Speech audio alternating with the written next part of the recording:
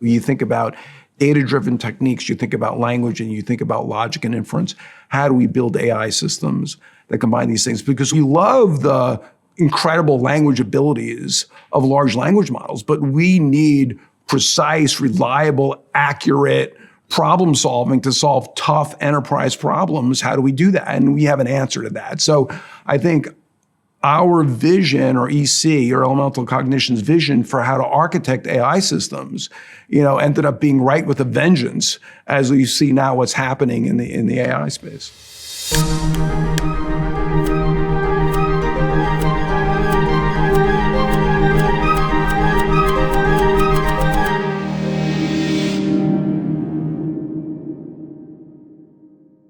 David, just as a starter, just your name and who you are.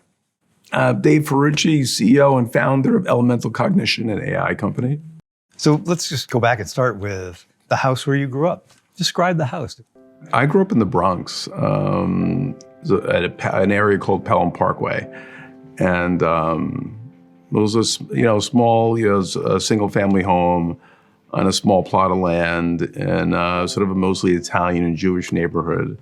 I think when a lot of people think of the Bronx, they think very urban, but this was a little bit more suburban, if you will. What were your parents like? My dad immigrated from Italy. My mother was born here. And they had a a rough life, especially because my mom had lost 2 young children. And so struggling through that, for married couples, always really, really difficult. Eventually, my parents got divorced, but they were still sort of very close and very supportive of each other, and especially of me and my sister Diana. And so that was kind of the family unit, before the divorce, but even after the divorce, it was kind of a very supportive family. What did your father do? So my father worked in construction, and he was very focused on, you have to get educated. Education is everything. And it was like, you don't want to do what we do. You want to become a doctor, you want to become a lawyer. And there was so much respect for those professions at the time, still is, but it was really the pinnacle, right? Is to have someone working in, a parent working in construction and saying like, this isn't the life for you. You want to go out there and become a doctor or a lawyer. So, and in my case, the focus was very much on becoming a doctor. Well, what was your mother's role in all this? What was she like? So my mother is also incredibly willful. Both my parents incredibly independent-minded. Nothing is taken for granted. Everything's questioned. There's always like this search for the truth, search for what's really going on. And of course, they had different perspectives. And I played, I think, a big role, in their lives as well. The role that I played was to get each to understand, to see the world through the other person's eyes, to get them each to understand each other. And that was hard, because I was always in battle. They got breaks, but there was no break for me. Because when I was with my mom, I was always representing my dad's perspective. And when I was with my dad, representing my mom's perspective. So I was always empathizing.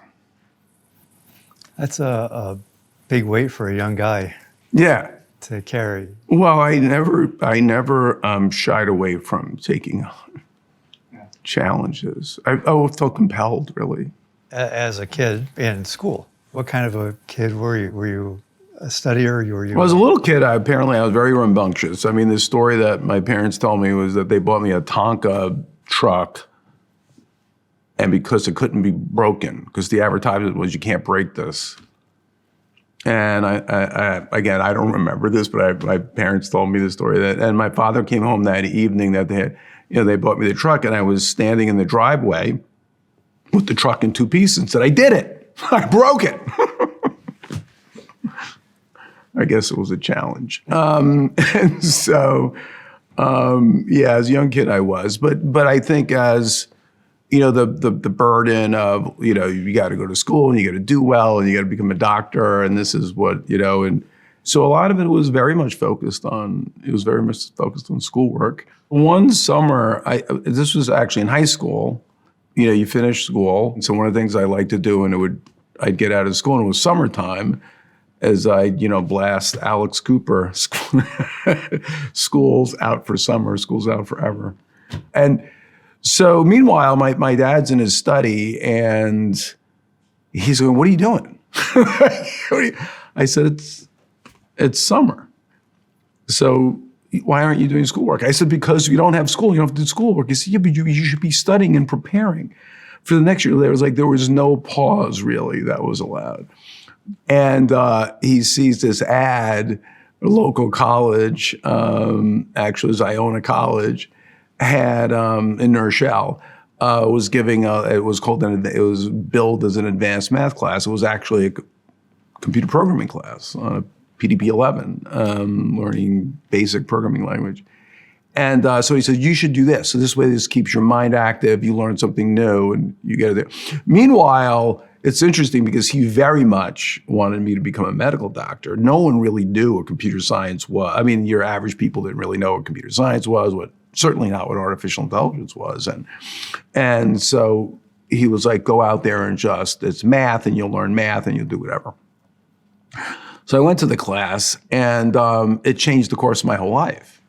I was just blown away. I was just blown, not because of the programming language or the class itself, but because what just struck me was that I can give this machine these instructions and it would carry out those instructions tirelessly forever and ever. And so now the issue for me became, well, what can I describe? Can I describe how we think? Because if I describe how we think, then I can get the machine to do thinking for me. And wouldn't that be amazing?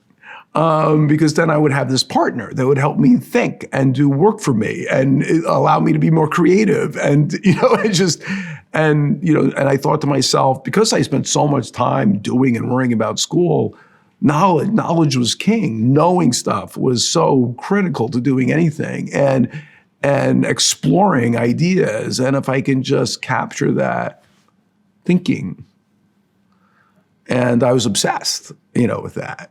And I didn't know anything about what it meant from a career perspective, or I didn't suddenly that day say, oh, I want to become a computer programmer. I was just obsessed with that notion. And I liked to program because it was like a series of puzzles and brain twisters and how could I get the computer to do this and how could I get the computer to do that? And so that kind of journey started, even though I was off on this path to go to college, as a major in biology. The biology program had an Apple II computer. They weren't doing much with it at the time. And I ended up developing software for the biology department, ecology software, statistical packages, graphing software for the physiology department, of the physiology course, the ecology course.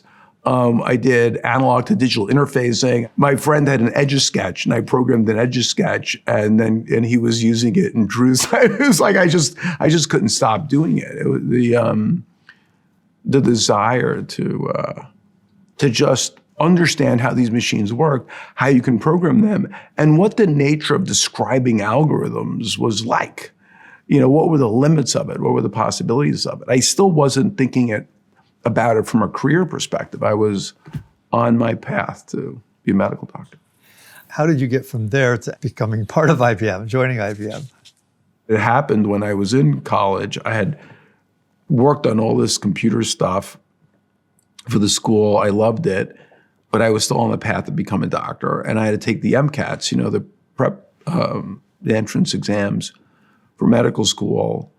And, you take an MCAT preparation class, and the instructor says, okay, please open your MCATs to page whatever and take the chemistry test for the next 45 minutes, whatever. So I open up and I look at it, and I did fine in chemistry. I had no problems with chemistry. I didn't have any prejudice against chemistry, but all of a sudden it hit me, I don't want to do this. I don't want to be a medical doctor. And all my pre-med friends were in the room, and I just closed the book and I got up and they looked at me and they go, "What are you doing?" I went to the instructor and I said, I didn't say, "Hey, I'm leaving the class," or whatever. I said, "I don't want to be a doctor." I said to the guy, and he looks at me and I give him the booklet. He says, "Well, you still have to pay the $500. I said, "Yeah, that's the least of my troubles right now." Because I knew my trouble was I was going to have to talk to my dad about that. Ended up going to RPI for computer science. It wasn't known for artificial intelligence, but at that point I didn't have an undergraduate computer science degree. I had, great grades. I did some of my own programming. RPI gave me a shot, accepted me there, and I started doing regular graduate studies in that. And I was interested in artificial intelligence and doing things and projects related to that. I wanted to do something that related to language and computation, so language and intelligence. There was nothing like that at the time. But there was this class called, I think it was language structures. And it was actually taught in the literature department. It wasn't taught in the computer science department or in the engineering department. And it was about, the logical structure of language, the primitives that allow us to construct language from ideas, to organize ideas in the form of language, and what the fundamentals of that kind of were. And I found it fascinating. And I said, I want to build a computer program. Because anything I saw, anything I liked, I thought, can I build up a computer program that does this? And I was like, I wanted to kind of build a computer program that does what was called semantic networks, to represent knowledge in terms of a semantic network, connections between ideas and words. And can I get it to answer questions? And this became my master's thesis. It's called Cosmos. And RPI had an industry day or something. And this group from IBM Research, from the TJ Watson Research Center, came up. And they saw me giving a pitch on Cosmos. And they were had started an AI project at IBM. And they said, "Would you like to come for an interview for a job?" And I went there, and the TJ Watson Research Center was just beautiful, majestic, really. Beautiful, modern, yet kind of classic architecture mix. As you entered, there was a desk and it was all stone. And I went there anyway. I did an interview and I got offered a job. And so even though I didn't finish my PhD, I was like, this is just too good to be true. And I started working there. And it was an AI project. It was in conjunction with the group at Carnegie Mellon University, so they were partnering with them. I didn't have as big of a role as I would have liked. I was only a master's student as opposed to a PhD, and they mostly just hired PhDs. I wanted to get my PhD anyway, so I'm going to go back and get my PhD. Of course, my father at this point was like, "Oh my gosh, you actually got a job in this stuff at this great company at IBM, and you're going to quit?" Anyway, I quit. And I went back to RPI, and I got my PhD. While I was getting my PhD, I was looking for a really good project to exercise my thesis on, and looking around for that inside of RPI and even outside of RPI. And I actually get a call from somebody at IBM Research, who I had never met before, wasn't part of when I first went there, and said, you came up in a list of resumes and kind of what you're doing at RPI that we review. Are you interested in this kind of project? And I said, sure. And I get a job at IBM Research. So you're back at IBM. You're working on, my understanding, question and answering technology. Yep. And there's this push to have a big kind of event. Yeah. Walk me through all of what So I happened go at that time. back to IBM. The IBM execs are thinking about what's the next grand challenge that IBM could take on. And at around that time, Ken Jennings was winning on Jeopardy. He had 72-game winning streak. And people started thinking, hey, wow, can we create a machine that is that good? at taking these Jeopardy questions, which were, punny and tricky, and answer these questions as precisely and correctly, and can it even know what it knows? Because, do you buzz in? You have to buzz in. If you think you know, you don't buzz if you don't think you know, otherwise you lose points. So there are lots of interesting challenges, and it was popular. An opportunity to kind of be on television for IBM. And so they shopped this around, across IBM, especially IBM Research, for 2000, 2004, 2005. And all the researchers were saying, no, this is impossible. This is crazy. You'll look ridiculous. The vast input across the company was no. When it got around to me, for the first couple of years it was shopped around, I was very busy doing something else. I didn't really understand what the hope and expectation was. And then when I had a little bit more time to focus on it, came around again. This was the end of 2006. And I said, this is a perfect fit for me and what I've trained for and what I built this team that does open domain question answering for. This is really a perfect fit. It looks impossible, but let me think about it. And so I think about it. I did some personal experiments, and I came back and I convinced everybody that while very hard, there's a shot. I think it is possible. My manager at the time and my mentor, Art Sicolo, was very supportive of this. We went to Paul Horn and pitched it, and Paul Horn was like, okay, let's do it. This is the kind of thing IBM does, which was fabulous. And we're all, and I get my team committed to this. I have some really challenging conversations with the team, because even some of the people on my technical team were like, this is too hard. We're going to embarrass ourselves. And I really, I had a call to action. I was like, we're working in this space, natural language question answering. We're chugging away at it. We've done a number of government projects. We knew where all the other universities stood in this, on a much easier version of the problem. They're only doing on average, 35% or consistently in that range accuracy. To win at Jeopardy, you had to do 75% and better. And you had to know what you knew. You had to predict, have an accurate confidence. In other words, if I think I know this answer, in fact, you do. If you don't, you don't, right? You had, and all the state-of-the-art systems were nowhere near good at this. So there were some very serious challenges.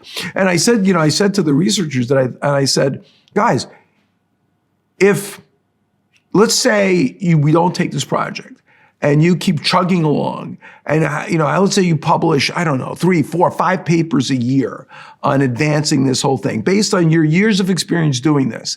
And if I come back to you 4 years from now, 5 years from now, will you know whether or not you can do the Jeopardy problem after all those papers and accolades? And they looked at me and they said, we still wouldn't know. I said, come on. We're researchers.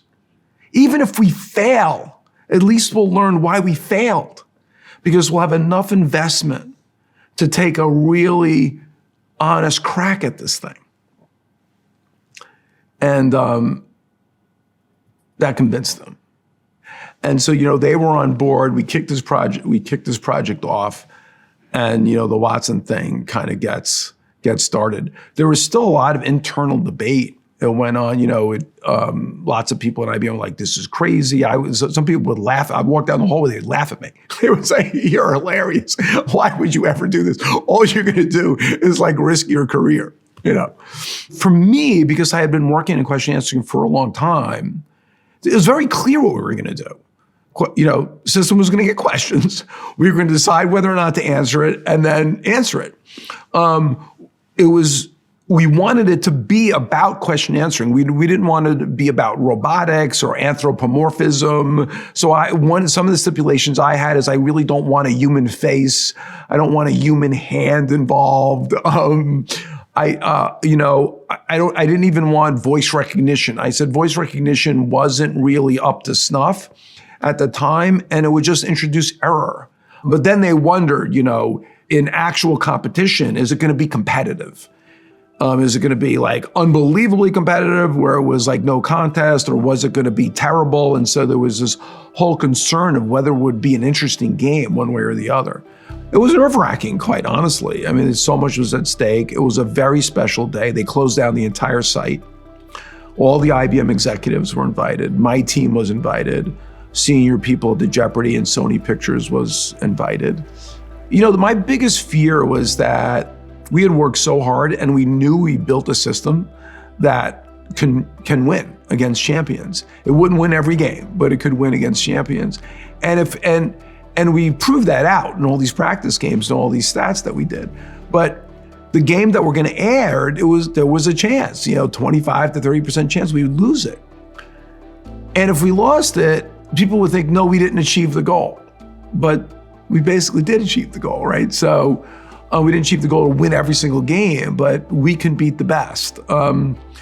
So it was kind of interesting how this whole thing was going to be perceived. And then we went on to play the game.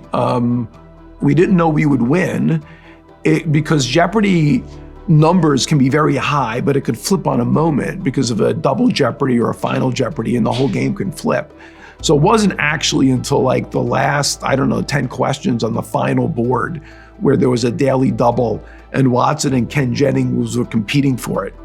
And Watson got it and then got the answer right. And then that clinched the game. And then we knew that we would win. Now we come to Watson. We're looking for Bram Stoker. And we find who is Bram Stoker and the wager. Hello, 17,973, 41,000. And then, it was started to be hyped. Watson was hyped a lot. It was being talked about as something more than it was. It was the most advanced open domain question answering system at the time. It could have helped a lot in improving search and in knowledge management and things like that. A lot of what LLMs, for example, can do today, but that was the beginning of that. It wasn't an LLM per se, but it was the type of technology that can get more value out of unstructured information out of language. There were lots of opportunities for that. So David, you accomplished this amazing thing. You build Watson, wins on Jeopardy, and then you become an IBM fellow. So I become an IBM fellow during the centennial. It was an amazing time, incredible. I was full of pride. We got so much publicity. There was the PBS special, the smartest machine in the world, smartest machine on earth. Steve Baker wrote a book, Final Jeopardy. So there were so many amazing things. I was traveling all over the place around the world, giving pitches about Watson.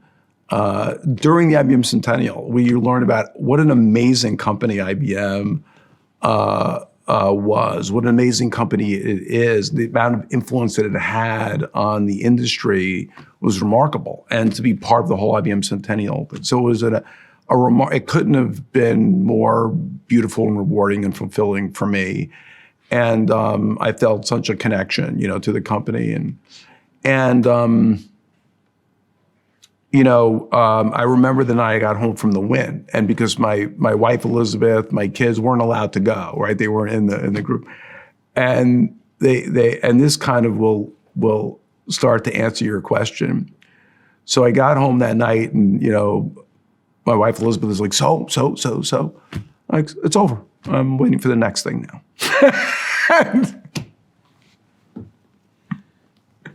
What's next? So I don't revel a lot in my successes. I love to reflect on my journey, but I don't revel. I'm ready for the next challenge very quickly. I just wanted to pursue this independent idea I had about how AI should not, it should, it's funny because what happened with large language models, but it's like AI should, we should create intelligences that separate language, logic, and data. We kind of have to understand the difference between language, logic, and knowledge. These things get conflated in LLMs. But when we architect AI systems, and this is before large language models, but still, I've been working in natural language processing for a very long time. let's learn how to communicate with language systems. Let's learn how to formalize knowledge for performing exacting, precise inferencing that could solve problems with general purpose problem solvers, which we know how to do.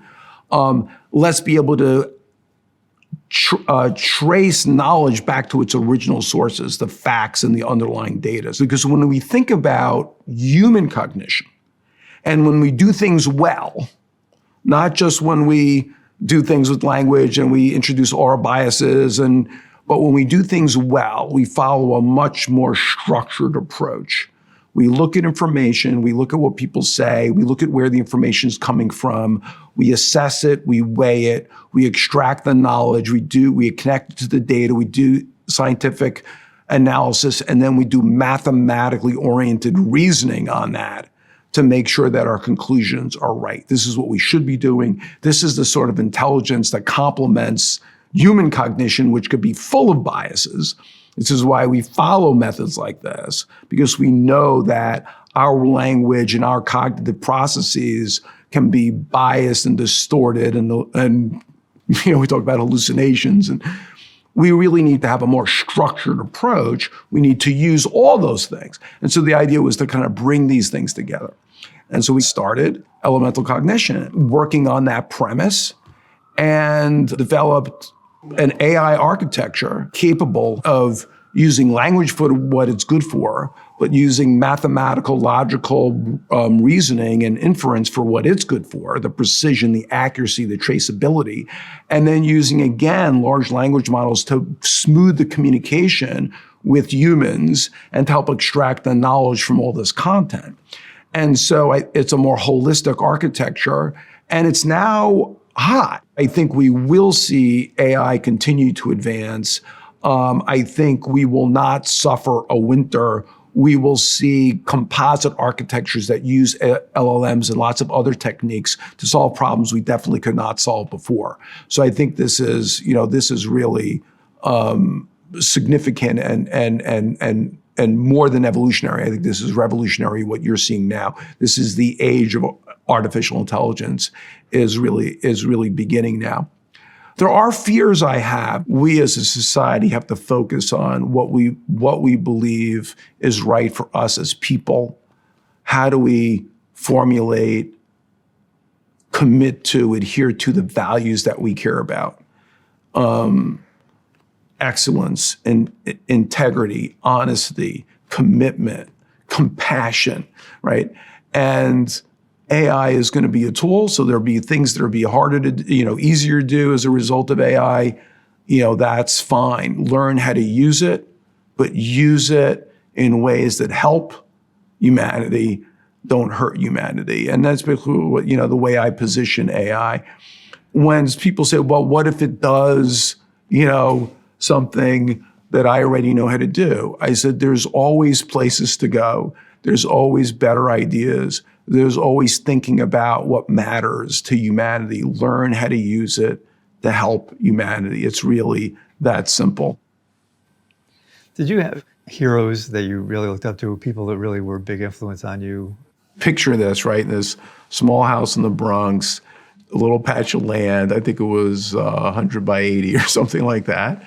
And I'm in my basement, no windows, and I have my Apple II computer, and I'm just programming all the time, and imagining my future. And I would flip through the magazines we had in the house, and in the Time magazine, this is now 1980 or 1981. In Time magazine is an IBM ad that talked about IBM fellows. And it was about freedom. It starts, with the headline, Dreamers, Heretics, Gadflies, Mavericks, and Geniuses.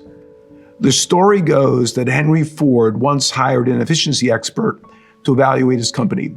After a few weeks, the expert made his report. It was highly favorable except for one thing. Quote, "It's the man down the hall," said the expert. "Every time I go by his office, he's just sitting there with his feet on his desk. He's wasting your money." "The man," replied Mr. Ford, once had an idea that saved us millions of dollars. At the time, I believe his feet were planted right where they are now.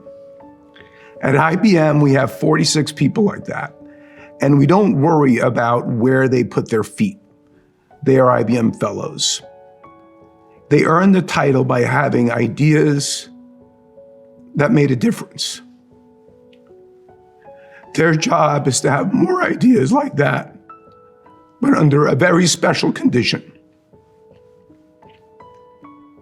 It's called freedom.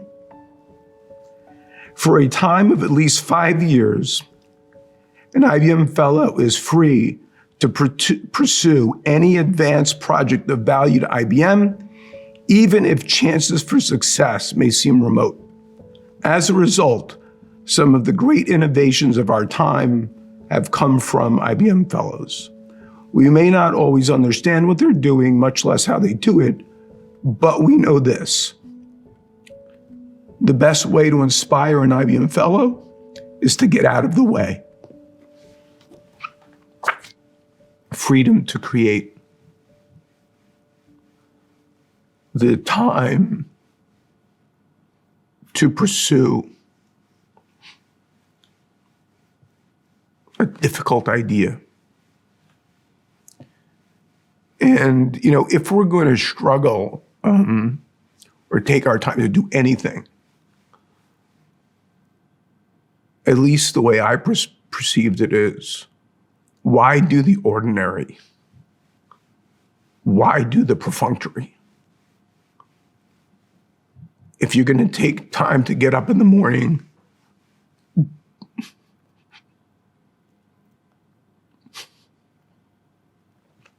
do the extraordinary.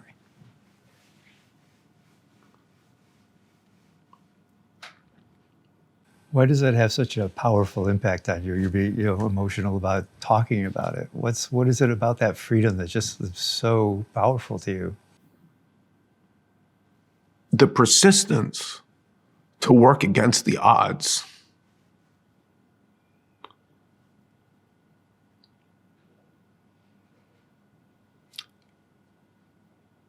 In my life, produced extraordinary value.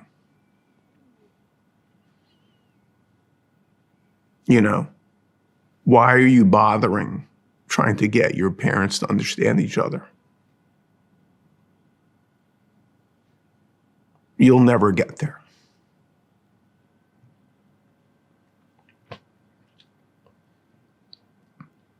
The Watson stuff. Why are you doing this? It's impossible. You're going to ruin your career.